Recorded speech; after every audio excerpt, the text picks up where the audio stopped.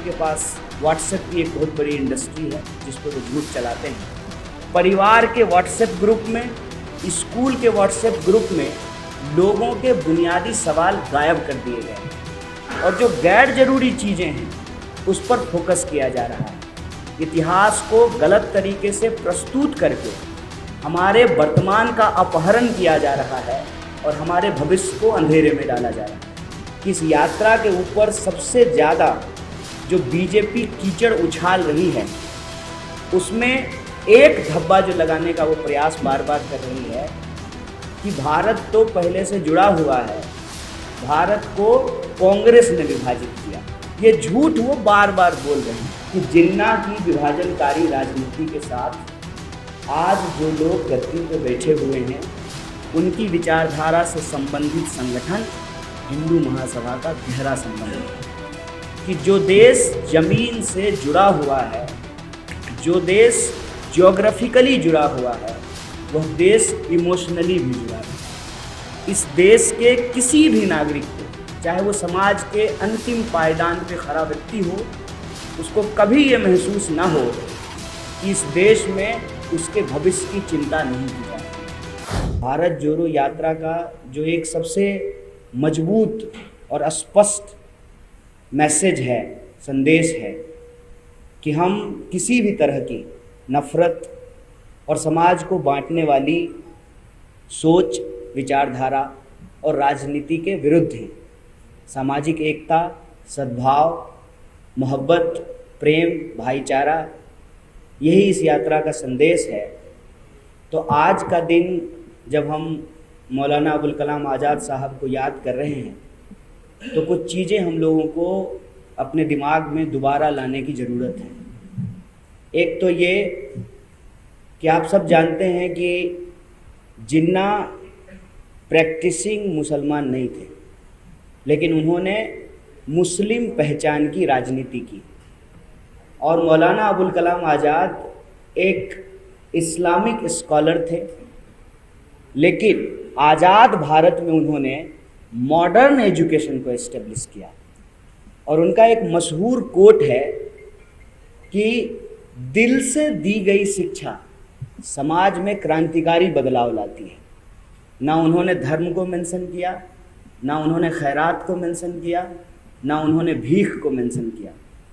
दिल से दी गई शिक्षा मतलब राज्य यदि अपने नागरिकों को शिक्षा एक बुनियादी अधिकार के रूप में प्रदान करती है तो उससे समाज में क्रांतिकारी बदलाव आता है। और ये धरती है संत तुकाराम जी की, महात्मा फूले की, डॉक्टर बाबा साहब भीमराव अंबेडकर की, छत्रपति शिवाजी महाराज की। आप किसी के भी जीवन को देखेंगे तो एक जो मूल चीज़ आपको देखने को मिलेगा वो है शिक्षा का महत्व। और ये हमारे जीवन में एक क्रांतिकारी बदलाव लेकर आया है। जब हम कहते हैं कि महाराष्ट्र पुनर्जागरण की धरती है तो इसके पीछे जो सबसे बड़ा योगदान है वो है शिक्षा का, वो एजुकेशन का एक बहुत बड़ा रोल है। हम लोग जब अपने देश के पहले शिक्षा मंत्री के बारे में बात कर रहे हैं तो हमको ये याद रखना चाहिए कि इस यात्रा के ऊपर सबसे ज़्यादा जो बीजेपी कीचड़ उछाल रही है उसमें एक धब्बा जो लगाने का वो प्रयास बार बार कर रही है कि भारत तो पहले से जुड़ा हुआ है, भारत को कांग्रेस ने विभाजित किया। ये झूठ वो बार बार बोल रहे हैं। आप मीडिया के साथी हैं, आपसे वो अक्सर अपने सवाल जवाब में ये बात कह रहे हैं, नहीं तो उनके पास व्हाट्सएप की एक बहुत बड़ी इंडस्ट्री है जिस पे वो झूठ चलाते हैं। तो मैं आपसे ये साझा करना चाहता हूँ कि जिन्ना की विभाजनकारी राजनीति के साथ आज जो लोग गद्दी पे बैठे हुए हैं उनकी विचारधारा से संबंधित संगठन हिंदू महासभा का गहरा संबंध है। आप जानते हैं कि 47 से पहले भी देश में चुनाव हुए थे और उन चुनावों में हिंदू महासभा और मुस्लिम लीग मिल करके सरकार बनाई थी। जबकि हकीकत क्या है, जिन्ना कहते थे कि हिंदू और मुसलमान साथ नहीं रह सकते और दूसरी तरफ जो हिंदू महासभा के नेता थे वो कहते थे हिंदू और मुसलमान साथ नहीं रह सकते। इसी बंटवारे ने, इसी नफरत की राजनीति ने देश को एक बार विभाजित कर चुका है। और आज जब हम 2022 में भारत जोड़ो यात्रा निकाल रहे हैं तो हमारी सबसे बड़ी चिंता यही है कि जो देश जमीन से जुड़ा हुआ है, जो देश ज्योग्राफिकली जुड़ा हुआ है, वह देश इमोशनली भी जुड़ा रहे। जमीन के साथ साथ हमारी भावनाएं भी जुड़ी रहे, हमारी उम्मीदें भी जुड़ी रहे, हमारी आशाएं भी जुड़ी रहे। इस देश के किसी भी नागरिक को, चाहे वो समाज के अंतिम पायदान पे खड़ा व्यक्ति हो, उसको कभी ये महसूस ना हो कि इस देश में उसके भविष्य की चिंता नहीं की जा रही है। हम ये महसूस कर रहे हैं कि लगातार राजनीतिक विमर्श से, सामाजिक विमर्श से, परिवार के व्हाट्सएप ग्रुप में, स्कूल के व्हाट्सएप ग्रुप में लोगों के बुनियादी सवाल गायब कर दिए गए हैं और जो गैर जरूरी चीज़ें हैं उस पर फोकस किया जा रहा है। इतिहास को गलत तरीके से प्रस्तुत करके हमारे वर्तमान का अपहरण किया जा रहा है और हमारे भविष्य को अंधेरे में डाला जा रहा है। इसी परिस्थिति को समझते हुए यह भारत जोड़ो यात्रा एक पवित्र उद्देश्य लेकर के चली है। आज जब मैं सुबह चल रहा था, हम लोग रोज़ लगभग 20 से 25 किलोमीटर चलते हैं, तो कई लोग यात्रा के दौरान मिलने के लिए आए। अमूमन आज का फैशन ये है कि लोग फ़ोटो खिंचा के चले जाते हैं। मैंने कुछ लोगों से बातचीत की और वो मैं आपसे साझा करना चाहता हूँ। आज जब कुछ लोग आए, मैंने पूछा कि आप क्या करते हैं, तो कुछ लोगों ने कहा कि हम किसान हैं। वे आप यात्रा में क्यों आए हैं? उन्होंने कहा कि हमको हमारे गन्ने का दाम नहीं मिल रहा है, हमारी जो मांग थी उसको पूरा नहीं किया गया है, फसल का दाम दुगना करने की बात थी वो नहीं हो रहा है।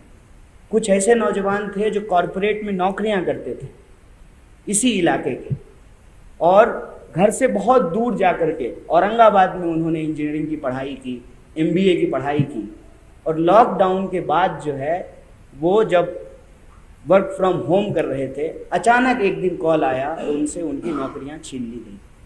कुछ ऐसी महिलाएं थी जिन्होंने साफ साफ कहा कि हम इस यात्रा में चल रहे हैं क्योंकि लगातार किचन चलाना, घर बार चलाना मुश्किल होता जा रहा है, पूरा का पूरा हमारा बजट बिगड़ गया है। जब हम ये सवाल पूछ रहे थे तो इसी बीच उनमें से एक यात्री ने पूछा कि आप क्यों चल रहे हैं? हमने कहा कि हम इसलिए चल रहे हैं कि इस देश के लाखों करोड़ों लोग रोज़ अपना जीवन जीने के लिए चलते हैं। हम तप करके, और राहुल जी बार बार एक शब्द का इस्तेमाल कर रहे हैं, तपस्या का। तपस्या क्या होता है? जब कोई चीज़ तपता है, कहते हैं ना कि सोना तप कर ही खड़ा होता है, तो वो पक्का होता है, वो मजबूत होता है। और आप महाराष्ट्र के लोग हैं, आप जानते हैं कि आपके यहाँ एक से एक तपस्वी पैदा हुए। उन्होंने अपने जीवन में त्याग किया, तपस्या की, और आपके हाथ में एक बहुत बड़ा विरासत दिया है कि आप गर्व से कह सकते हैं कि आप महाराष्ट्र की धरती से आते हैं, आपका जन्म इस महान भूमि पे हुआ है। उस मायने, उस मतलब को हम समझने के लिए चल रहे हैं कि जो दर्द हम महसूस करते हैं, उस दर्द में और कितने ऐसे नौजवान हैं जो शामिल हैं, जो शरीक हैं। और हम ये महसूस कर रहे हैं कि नौजवान चाहे बिहार का हो या नौजवान महाराष्ट्र का हो, जो सरकार की योजनाएं हैं उसके चलते उनका भविष्य अंधकार में जा रहा है। यहाँ भी ऐसे नौजवान मिले जो NCC में थे या किसी प्राइवेट आर्मी एकेडमी में ट्रेनिंग लिए हैं। उनको लगता है कि उनको अब आर्मी में नौकरी नहीं मिल सकती है क्योंकि सरकार नौकरियां ख़त्म कर रही है। और मेरी उस बात से वो सहमत होते हुए नज़र आए कि आपके बच्चे की नौकरी की गारंटी नहीं है। और अमित शाह जी का बेटा BCCI का सेक्रेटरी बन गया है, और वो सेक्रेटरी बना रहे इसलिए कानून में भी परिवर्तन किए जा रहे हैं। और मज़ेदार बात यह है कि प्रधानमंत्री चुनावी रैलियों में खड़ा होकर के परिवारवाद पे भाषण देते हैं। ये जो देश की गंभीर परिस्थिति है, इस परिस्थिति में भारत जोड़ो यात्रा का एकमात्र लक्ष्य है कि अगर समाज में नफरत होगा, अगर समाज में डर होगा, अगर समाज में गुस्सा होगा, तो समाज के लोग आपस में लड़ेंगे। समाज के लोगों को इकट्ठा होकर के गरीबी के खिलाफ लड़ने की ज़रूरत है, छुआछूत के खिलाफ लड़ने की ज़रूरत है, महंगाई के खिलाफ लड़ने की ज़रूरत है, बेरोजगारी के खिलाफ लड़ने की ज़रूरत है। लेकिन समाज अगर पहचान के आधार पर एक दूसरे से लड़ता रहेगा, अगर देश एकजुट नहीं होगा, तो फिर देश प्रगति कैसे करेगा। यही इस यात्रा का लक्ष्य है। और इस यात्रा की सबसे बड़ी खास बात यह है कि जब हम राज्य दर राज्य, कदम दर कदम आगे बढ़ते जा रहे हैं, तो जो बात आपने सुनी होगी, जो बात आपने किताब में पढ़ी होगी, उन बातों को हम अपनी आँखों से देख रहे हैं कि यह देश अलग अलग होते हुए भी कितना एक जैसा है। आपको भाषा अलग मिल सकती है, बोली अलग मिल सकती है। मुझे यहाँ आकर के ही पता चल चुका है कि 200-250 किलोमीटर चलने के बाद ही मराठी में ही परिवर्तन हो गया है। पूरे महाराष्ट्र में एक सी मराठी नहीं बोली जाती। तो आप सोच लीजिए कि जब हम राज्य दर राज्य गुजर रहे हैं, तो कितने तरह के भाषाओं में परिवर्तन देखा। लोगों की खान पान, बोली, विचार, जीवन जीने के तरीके, मकान और दुकान के बनाने के तरीके, ये देख करके लगता है कि यह देश इतना विविध है और इसकी विविधता इसकी ताकत है। इस ताकत को बचाए रखने के लिए इस देश के जो लोग प्रेम करने वाले लोग, जिनको इस देश से मोहब्बत है, जिनको ये महसूस होता है कि कहीं ना कहीं उनकी उम्मीदें टूट रही हैं, उनकी आशाओं पे पानी फिर रहा है, उन सब से मैं ये अपील करना चाहता हूँ, ये गुजारिश करना चाहता हूँ कि आप खुद के लिए चलिए, आप अपने मुद्दे के लिए चलिए, आप अपने हाथ में वो मुद्दा लिख करके चलिए। कोई अगर महिला चलना चाहती है तो वह नारी सुरक्षा के लिए चले, कोई नौजवान यदि चलना चाहता है तो रोजगार के लिए चले, कोई अगर सामान्य परिवार चलाने वाला व्यक्ति है तो वो महंगाई को लेकर के चले, कोई किसान अपने फसल के दाम को लेकर के चले। और मीडिया के कुछ साथी इसलिए भी चल सकते हैं कि सरकार की तमाम बदनामियों को छुपाने का काम आज आपके कंधे पे आ गया है। अगर ये काम आप नहीं करेंगे तो आपकी नौकरी भी खतरे में पड़ जाएगी। तो आप अपनी सुरक्षा के लिए चलिए। यह यात्रा देश की यात्रा है। कांग्रेस बस इस यात्रा को ऑर्गेनाइज कर रही है।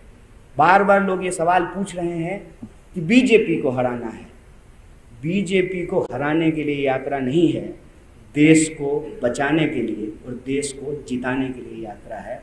आप सब हमारी बात को सुने। और साथी ने कहा कि 1-to-1 करेंगे, समय की परेशानी है। प्रेस कॉन्फ्रेंस भी हम लोग इसीलिए कर रहे हैं कि सबसे बात नहीं कर पाते हैं। जितना प्रश्न पूछना है आप पूछ लीजिए, सारे प्रश्नों का जवाब देंगे। और आप सब यहाँ आए, इसमें शामिल हुए, एक बार पुनः आपका धन्यवाद, बहुत शुक्रिया। इस खबर को अभी लाइक करें, शेयर करें, अभी चैनल को सब्सक्राइब करें और घंटी जरूर दबाएं।